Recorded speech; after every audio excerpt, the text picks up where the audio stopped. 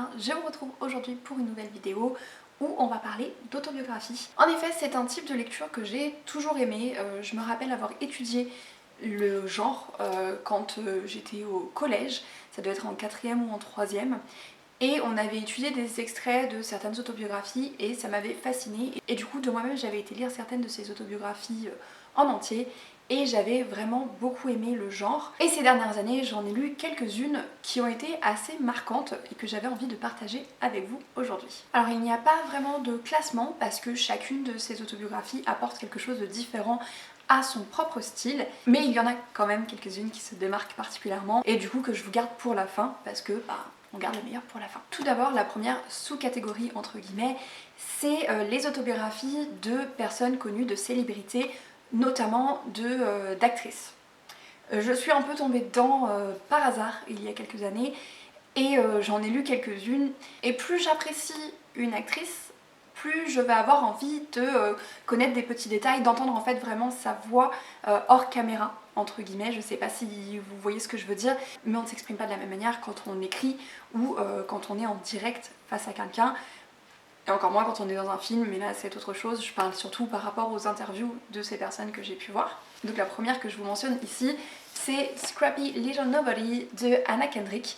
C'est une actrice qui a, je crois à peu de choses près, mon âge. Donc quand elle a écrit ce livre, elle s'approchait de la trentaine. Et moi je crois que j'avais tout juste 30 ans ou quelque chose comme ça, je ne sais plus exactement. Mais je sais que voilà, c'est une actrice que j'ai vue dans plusieurs films, dont j'apprécie la filmographie assez diversifiée, mais qui tend à se diriger vers la comédie. Surtout au moment où j'ai lu ce livre, elle faisait surtout de la comédie. Depuis, je l'ai adorée dans Alice Darling, qui n'est pas du tout de la comédie, et que j'ai trouvé extrêmement poignant, extrêmement touchant et très fort. Et un peu dérangeant aussi puisqu'on va y parler d'une histoire avec un pervers narcissique. Mais je m'éloigne du sujet, là on parle de Anna Kendrick et de son lien avec la comédie que l'on va retrouver dans son mémoire, ou plutôt dans une collection de petites anecdotes qu'elle va raconter au fil des pages. Et ça reste tout le temps léger, vraiment. Il n'y a pas de gros drama dans sa vie, c'est plutôt léger, c'est drôle, mais j'ai adoré le ton en fait qu'elle emploie et le côté très Mademoiselle Tout le Monde en fait. C'est un petit peu une Miss Catastrophe, Miss maladroite, mais comme on l'est toutes au final. Et voilà, j'ai bien aimé ce côté, on oublie que c'est une star, c'est juste quelqu'un qui raconte ses petites anecdotes de vie et c'est assez léger et assez drôle. Une autre actrice dont j'ai lu l'autobiographie, c'est Felicia Day. Alors je sais qu'elle en a sorti une autre depuis, mais je ne l'ai pas encore lue. Mais là c'est You're Never Weird on the Internet, Almost. Donc Felicia Day, c'est une actrice que j'ai connue tout d'abord dans Supernatural, puisqu'elle y joue Charlie, qui est un personnage que j'adore absolument. Et en fait je l'ai retrouvée alors, dans des petits rôles depuis, mais surtout dans sa série qu'elle a écrite, produite elle-même, qui est The Guild. Et elle en parle beaucoup dans ce mémoire, où elle va nous raconter en fait d'où lui viennent ses idées, comment elle a grandi, comment fonctionne son cerveau un peu particulier et comment s'est construit son personnage en fait, comment elle s'est construite, mais aussi comment elle a construit ses personnages, notamment dans The Guild, qui est un personnage qui, mine de rien, est un reflet d'elle-même à une certaine époque, mais aussi elle va nous parler des dessous de tout ça, de l'anxiété, du stress, Voilà, elle nous raconte énormément d'anecdotes que j'ai trouvées plutôt sympas et qui déculpabilisent beaucoup quand on a tendance à se sentir un petit peu bizarre, un petit peu décalé. Ça déculpabilise beaucoup parce que au final, elle est que ça, elle est décalée complètement et c'est ça qui fait son charme et sa personnalité et qui fait que elle a le succès qu'elle a sur internet et dans le milieu geek. Et enfin, dans cette catégorie, j'ai aussi lu Unfiltered, No Shame, No Regret, Just Me de Lily Collins. Alors là pour le coup, je m'attendais encore à tomber sur quelque chose de léger et de simple, mais on va un petit peu plus loin parce qu'elle nous parle de son combat contre l'anorexie, de l'image d'elle-même qu'elle a eue en grandissant, de l'impact de ses relations avec ses parents, notamment avec son père, Phil Collins, de l'impact aussi de relations toxiques qu'elle a pu avoir. Mais globalement, ce livre va surtout tourner autour de son combat contre l'anorexie et de son image de soi. Et j'ai été assez touchée par la manière dont elle décrivait les choses et ce qu'elle nous expliquait, ce qu'elle avait vécu et la manière dont elle s'adresse en fait aux jeunes filles qui pourraient la lire. Donc ça c'est un mémoire mais avec un message derrière. Ensuite on a une catégorie à elle toute seule, c'est À vol de souvenirs de Erika Boyer, qui est en fait une biographie, une autobiographie écrite sous forme de poème et illustrée, et qui a été illustrée en fait par l'autrice elle-même. Donc c'est un objet livre qui est absolument sublime, vraiment je l'adore. Et les poèmes sont tout aussi beaux, tout aussi touchants. On va y suivre les différentes étapes dans la vie d'une jeune femme, comment elle évolue, comment elle grandit et l'impact que la santé mentale peut avoir sur sa vie. On aborde certains points toujours de manière assez imagée, mais toujours de manière très touchante. J'ai ressenti énormément d'émotions en lisant ce livre et je me suis sentie proche de l'autrice sans pour autant connaître les détails de sa vie, puisque certaines choses ne sont pas dites ouvertement, elles sont dites sous forme de métaphores, mais malgré ça j'ai eu vraiment l'impression de me sentir proche de l'autrice, mais aussi j'ai eu l'impression d'être entendue, d'être vue dans mes propres expériences et dans mes propres ressentis au fil des différents âges de ma vie. On a une troisième catégorie qui est celle des autobiographies que j'ai en fait écoutées en audiobook. Les livres audio c'est quelque chose que j'ai découvert il y a quelques années et dans lesquels je suis complètement tombée, et en fait le type de livre que j'écoute le plus, dans lesquels je me sens le mieux, qui m'intéresse le plus à écouter, ce sont en fait les autobiographies, notamment si elles peuvent être lues par l'auteur ou l'autrice elle-même.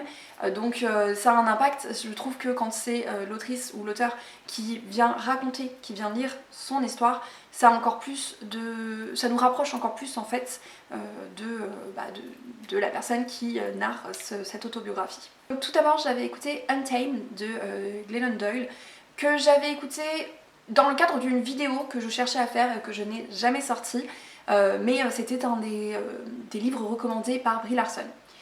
Et j'y suis allée sans rien savoir de l'autrice, vraiment je ne savais rien du tout. Et j'ai été emportée par la manière dont elle racontait, par son expérience de vie. C'est une autrice qui nous raconte en fait son divorce avec son mari, avec qui elle a des enfants, mais ensuite également sa rencontre avec celle qui va devenir sa femme à l'avenir.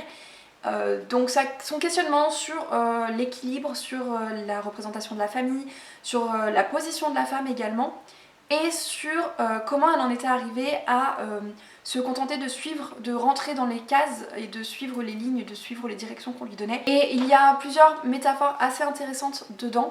Il y a des moments où on a l'impression qu'elle s'adresse directement au lecteur, mais c'est notamment quand elle raconte comment elle s'adresse à ses enfants, notamment à ses filles, à qui elle essaye de donner toutes les armes possibles et toute la compréhension possible pour survivre dans un monde, pour vivre et évoluer dans un monde qui n'est pas forcément fait pour les femmes, et pour les pousser à rester elles-mêmes et à ne pas accepter en fait cette pression de la société et à ne pas effacer des parties d'elles-mêmes.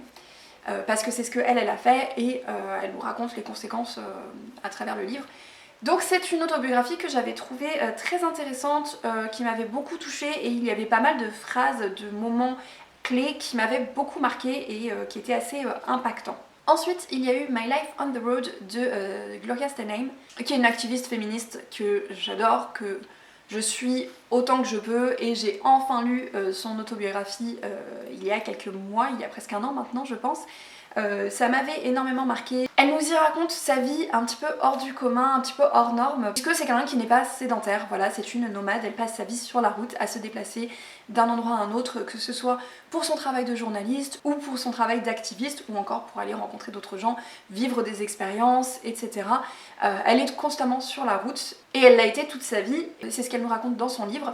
Mais elle en profite, plutôt que de tout centrer sur elle et ses propres expériences, elle en profite aussi pour nous parler des rencontres marquantes qu'elle a fait au fil des années, au fil de cette route. Des tours d'un chemin parfois inattendu. Elle nous décrit ces rencontres, ces autres personnes qui l'ont marquée et qui ont marqué aussi le mouvement féministe. Donc c'est vraiment un livre qui est tourné autour de sa vie, du fait de sortir des sentiers battus et de se créer son propre style de vie, mais aussi et surtout c'est un livre féministe qui va nous parler du mouvement féministe et on va en voir l'évolution au fil du temps. Ensuite j'ai écouté The Woman in Me de Britney Spears. Je vous en ai parlé il n'y a pas si longtemps que ça finalement, donc je vous remets ça dans le petit i. Donc je vais pas m'étaler, mais on y suit du coup le témoignage de Britney Spears. C'est écrit de manière un peu simple, un peu chaotique, on va dire, puisque parfois on passe d'une phrase à une autre sans qu'il y ait réellement de lien, on passe d'une anecdote à l'autre assez rapidement. Donc l'écriture n'est pas le point fort de ce livre. Par contre, ce que Britney Spears nous y raconte a plus d'impact, puisque elle nous raconte comment en fait on l'a privée de toute sa vie sous prétexte que c'était une femme. Voilà. Grossièrement résumé, c'est un petit peu ça. En gros, elle a été sous tutelle pendant extrêmement longtemps et le monde entier a accepté ça et elle n'avait pas d'armes pour se défendre. Donc elle revient sur comment elle en est arrivée là, comment elle l'a vécu. Elle parle aussi des erreurs qu'elle a commises, hein, puisque c'est un être humain, donc elle n'est pas parfaite non plus. Et voilà, on y parle de l'impact de la célébrité qu'elle a connu très jeune, et surtout de toutes ces années où elle n'a eu aucun droit, aucun contrôle sur sa propre vie, que ce soit sur ses allées et venues, sur ce qu'elle mangeait, sur quand est-ce qu'elle avait le droit d'aller aux toilettes. Tout était absolument contrôlé dans sa vie. Et voilà, c'est là-dessus, c'est de ça qu'elle nous parle. Et c'est assez énervant en fait de lire ça. J'ai ensuite écouté I'm Glad My Mom Died de Janet McCurdy, qui est une actrice que je ne connaissais pas du tout, mais j'ai vu pas mal de hype autour de cette autobiographie et ça m'a rendue curieuse. Et je n'ai pas été déçue parce que même sans connaître l'actrice et sans avoir vraiment une connaissance de ce qu'elle a pu, de sa renommée en fait, de ce qu'elle a pu faire comme show ou comme série, ou les nouvelles, les gros titres qu'on a pu lire sur elle, tout ça c'est des choses que je ne connaissais pas, dont je n'étais pas au courant. Mais ça ne m'a pas empêché de beaucoup aimer cette lecture. Dans cette autobiographie, elle va nous raconter son enfance, son statut d'enfant star, comment elle a commencé en fait la comédie, comment elle s'est lancée dans sa carrière d'actrice, l'impact que ça a eu, et puis on va la suivre toute son adolescence et le début de son âge adulte, où elle va nous raconter l'impact extrêmement difficile que ça a pu avoir sur tous les aspects de sa vie. Et notamment, elle va nous parler de sa relation avec sa mère, comme on peut le deviner par le titre. Mais elle va nous parler de sa relation avec sa mère, qui est une relation extrêmement toxique. Elle avait une mère très contrôlante. Il y a beaucoup d'abus qui sont décrits dans le livre, qui sont pas faciles à lire, qui sont assez parfois choquants. Mais elle nous raconte ça en fait avec un ton relativement léger, qui ne minimise pas les choses, mais qui fait qu'on sent qu'il y a un certain détachement, qu'elle s'est remise de ces choses-là, elle a avancé dans la vie, et donc qu'elle n'écrit pas ce livre parce qu'elle veut être plainte, elle veut pas qu'on pleure avec elle, juste, voilà, elle nous raconte les choses. Et donc il y a quand même un ton, il y a un côté assez sarcastique, humour noir, humour tout au long de la lecture, que j'ai finalement beaucoup aimé et qui font que c'est un livre qui m'a beaucoup marqué. Et là on arrive dans le top 3 de mes autobiographies préférées. Et donc la troisième c'est Born a Crime de Trevor Noah, que j'ai lu il y a peu, donc encore une fois je vous mets ça dans le petit i. Ça a été une lecture que j'ai faite en livre audio et c'était lu par l'auteur lui-même. Et j'étais habituée à sa voix, donc ça m'a fait plaisir de la retrouver. Et j'ai été habituée à son humour, donc j'ai apprécié de retrouver ça dans le livre, où il va nous parler de sa vie, de son enfance, adolescence et début de son âge adulte en Afrique du Sud, où quand il est né, son existence même était illégale, puisqu'il est né d'un père blanc et d'une mère noire, donc il était illégal. Voilà, pour lui, son existence était illégale. Et il va nous raconter comment il s'en est sorti dans la vie, ses relations avec sa mère, avec sa famille, mais aussi avec les autres personnes. Il mentionne énormément de choses, il y a beaucoup de choses qui se passent dans cette autobiographie. Il a une vie plutôt bien remplie, et j'ai trouvé très intéressant la manière dont il abordait les sujets, et il les mettait en écho les uns par rapport aux autres. Notamment il va nous parler de racisme, mais il va nous parler du racisme par les blancs, mais aussi du racisme par les noirs, puisque lui, il était entre les deux, donc il a subi les deux formes de racisme, et il va nous raconter ces formes de racisme, comment elles se présentent, et aussi comment lui, il y a fait face, et j'ai trouvé ça très intéressant, et j'ai beaucoup aimé l'intelligence en fait avec laquelle il a répondu à toutes les adversités dans sa vie, et toujours avec humour. Enfin vraiment, j'aime son humour. J'aime la manière dont il présente les choses, et ça fait que j'ai vraiment beaucoup aimé cette autobiographie, dans laquelle, mine de rien, j'ai pas mal appris, puisque j'étais plutôt assez ignorante sur pas mal de choses, sur l'histoire de l'Afrique du Sud et de certaines situations. Voilà, donc j'ai beaucoup appris dans ce livre, en plus d'y retrouver la patte de Trevor Noah et son humour. Et ensuite, les deux derniers livres, donc mes deux préférés, je les ai en format papier. On a d'abord Hunger, une histoire de mon corps de Roxane Gay, donc que j'ai lu en français. bizarrement, et que j'ai trouvé très intéressant. Je découvrais Roxane Gay à travers cet ouvrage, puisque j'avais déjà entendu son nom mais je n'avais encore rien lu d'elle, et j'ai vraiment découvert qui elle était à travers ces pages dans lesquelles elle se livre complètement et elle partage beaucoup de traumatismes qu'elle a vécu. Dans ce livre, on va parler de viol, d'agression sexuelle, on va parler de grossophobie et un peu d'homophobie également, mais surtout, elle va nous parler de son rapport avec son corps, et puisqu'elle est obèse, elle va nous parler de grossophobie et de comment elle en est arrivée là et de comment elle le vit aujourd'hui. Et je me rappelle qu'à l'époque, j'avais été très surprise, j'avais vraiment découvert des choses concernant la grossophobie dans ce roman, enfin dans ce livre, puisqu'il y avait beaucoup de choses du quotidien que je n'avais jamais remarquées. Des trucs tout bêtes qu'elle va citer comme la taille des chaises, les chaises qui ont des accoudoirs dans les salles d'attente des médecins et donc dans lesquelles les personnes obèses ne peuvent pas forcément s'asseoir ou alors pas du tout confortablement. C'est juste c'est un exemple parmi tant d'autres. Je pense que c'est l'exemple que je réutilise à chaque fois parce que c'est celui qui m'a le plus marqué. Mais c'est un exemple parmi tant d'autres, elle en donne de nombreux. Et ça m'avait vraiment fait prendre conscience de mon ignorance et de mon privilège en fait, qui faisait que je ne me rendais pas compte de toutes ces choses-là, que je les ai vraiment découvertes quand on me les a dites, mais que de moi-même je ne les aurais pas vues. Donc j'ai toujours eu conscience d'être privilégiée là-dessus, mais là ça me l'a vraiment concrétisé, j'ai pu le voir par des choses plus réelles, des choses du quotidien vraiment. C'est un livre qui m'avait beaucoup marqué, je l'avais annoté énormément, et dont je relis encore aujourd'hui des passages de temps en temps. Et surtout depuis, je m'intéresse un petit peu plus encore à ce que fait Roxane Gay, à ce qu'elle écrit. Et notamment, j'ai lu Bad Feminist, enfin je l'ai écouté en audiobook depuis. Et pareil, encore une fois, je l'ai trouvé extrêmement intéressant. Dans Hunger, on parle aussi de féminisme, puisque Roxane Gay est une activiste féministe, donc forcément on parle de féminisme. Et c'était d'ailleurs la première raison pour laquelle je m'étais intéressée à ce livre, même si il en est ressorti bien plus. Et donc c'est une autobiographie qui est pleine d'émotions, de traumatismes, qui n'est pas forcément facile à lire à tout moment, mais qui, je pense, a beaucoup à nous apprendre. Et enfin, on a Becoming de Michelle Obama. Je précise que le top 3, c'est 3 ex-aequo, hein, c'est pas un par rapport à l'autre, les 3 sont ex-aequo. Et donc le dernier livre que je vous présente dans cette vidéo, c'est Becoming de Michelle Obama, que j'avais écouté en audiobook en parallèle du livre, puisqu'il y a des annotations et des photos dans le livre papier, donc j'alternais entre les deux. Et j'avais également regardé le reportage sur Netflix qui accompagnait, qui venait compléter l'autobiographie. J'avais trouvé cette autobiographie extrêmement intéressante, extrêmement poignante.